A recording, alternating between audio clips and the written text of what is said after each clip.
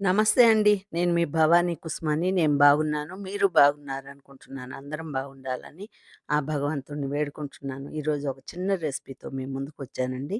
దొండకాయ పచ్చడి. దొండకాయ పచ్చడి చేసుకునే విధానం చూపిస్తాను. చూడండి. ఆయిల్ అయితే ఒక్క స్పూనే ఏసానండి. ఎక్కువ లేదు. పచ్చడి కొంచెమే కాబట్టి ఒక స్పూన్ ఆయిలు. మిరపకాయలు వేగేదానికి మాత్రమే. ఆవాలు పావు స్పూను, ధనియాలు అర స్పూను, మెంతులు ఓ 10 గింజలు, పావు స్పూను జీలకర్ర. అంతేనండి. ఇంతవరకే. అవి వేసుకొని కాస్త అట్ట వేయించేసుకొని, ఇంగువ అండి. ఇంగువ పులుకు చిన్న ముక్క వేశాను. పచ్చడిలోకి ఇంగువేస్తే చాలా బావుంటది గదండీ! అది కాస్త అట్ట వేయించుకున్నాక, ఒక 10 ఎండుమిరపకాయలు తీసుకున్నాను. 10 ఎండుమిరపకాయలు కట్ జేసి పెట్టుకొని, అందులో వేసి వేయించేసేసుకున్నాను. ఆ వేయించినయి తీసి విడిగా ఒక బౌల్‌లో పెట్టుకుందామండి.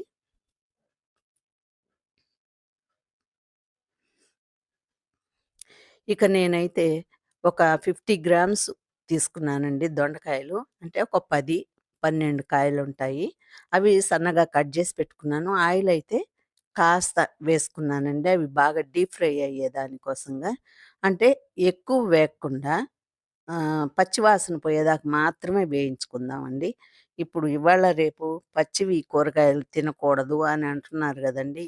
ఒక్కొక్క టైం ఒక్కో ట్రెండొస్తుందండి. అంతకుముందు పచ్చియి తినాలా అనేవాళ్ళు. ఇప్పుడు కాస్త ఉడికించుకొని తినాలంటున్నారు గాబట్టి, మన ఆరోగ్యం కోసమే గదండీ! అందుకని పచ్చి వాసన పోయేదాకా అది వేయించుకొని, ఈ లోపల మనం వేయించి పెట్టుకున్న మిరపకాయలని పొడి పట్టుకుందాం కాస్త ఉప్పేసుకొని. ఇక ఈ దొండకాయలని కాస్త 2 సార్లు అలా అలా కలుపుకుంటూ వేయించుకుందామండి. ఇప్పుడు పొడైతే పట్టుకొని వస్తాను. ఇవి ఇట్లాగే వేగుతూ ఉంటాయండి. మనం ఆయిల్ కొంచెం ఎక్కువేసాం గాబట్టి మీడియం ఫ్లేమ్‌లో పెట్టి వేయించుకోవచ్చు. కాస్త పచ్చి వాసన పోయేదాకా మాత్రం చాలు. ఎక్కువ వేగబడలేదు.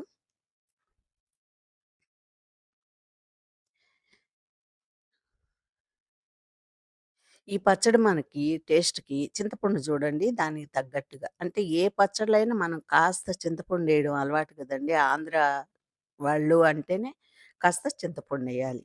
లేకపోతే దానికి టేస్ట్ రాదండి.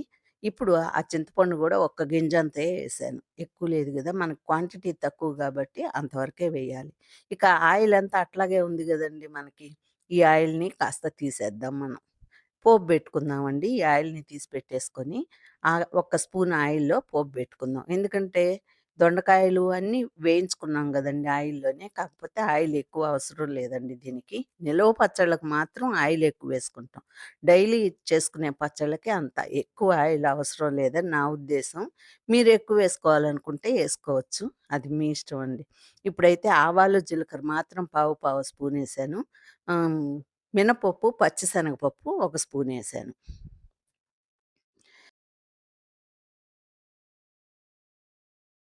ఇంకా 4 రెబ్బలు వెల్లుల్లి దంచిపెట్టుకొని అందులో వేసుకుంటాం.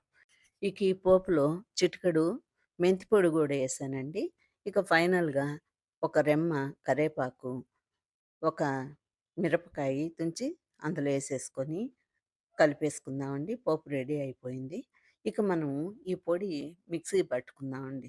ఈ పచ్చడిలోకి మనం వేయించుకున్నాం గదా! ఎండుమిరపకాయలు అలాంటివన్నీ ఎండుమిరపకాయలు, ఆవాలు, జీలకర్ర, మెంతులు అన్నీ ఇంగువ అన్నీ వేయించుకున్నాం గదండీ! అదంతా మిక్సీకి పట్టుకొని, అందులో ఒక 2 గార్లిక్ గూడా వేసేసుకొని, తర్వాత ఆహ్ ఆ పొడిలోనే మనం వేయించుకున్న దొండకాయలను గూడేసి మిక్సీ పట్టుకుందాం.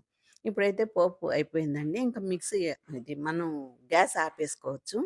ఇప్పుడు ఈ పొడిలో మనము వేయించుకున్న దొండకాయలు గూడా యేసుకుందాము.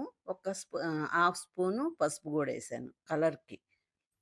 ఇక ఈ దొండకాయలను గూడేసి ఒక్కసారి ఒక్క తిప్పు తిప్పితే చాలండి. బాగా వచ్చేస్తాయి. కానీ ఈ పచ్చడి మనకి ఫస్ట్ రోజు దొండకాయ పచ్చడిలాగుంటదండి. కాస్త ఊరే కొద్దీ మనకి ఇది కొంచెం మామిడికాయ పచ్చడిలాగా గూడా ఉంటదండి. అయితే చాలా టేస్ట్ ఉందండి పచ్చడి మటుకు. ఎంత బాగుందంటే అంత బాగుంది. కానీ దొండకాయ అన్ని రకాలుగా ఆరోగ్యానికి మంచిదంటారు కదండీ! ఇది ఒక రకంగా మామిడికాయ పచ్చడన్నా హీట్ అవ్వద్దేమో గానీ బాడీకి. ఇది చలవండి. ఈ పచ్చడ్లు మటుకు చేసుకోవచ్చు. పిల్లలకి పెట్టొచ్చు. మనం కొంచెం కారం తక్కువేసేసుకొని ఇది నేనైతే ఆల్రెడీ నేను కారం తక్కువే చేస్తానండి కరెక్ట్‌గా ఉండేటట్టుగాను. ఇంకా తక్కువ కావాలనుకుంటే గూడాను తగ్గించుకొని, చేసుకొని పిల్లలకు గూడా పెట్టొచ్చండి. ఇకైతే ఈరోజు వీడియో ఇంతేనండి. ఉంటానండి.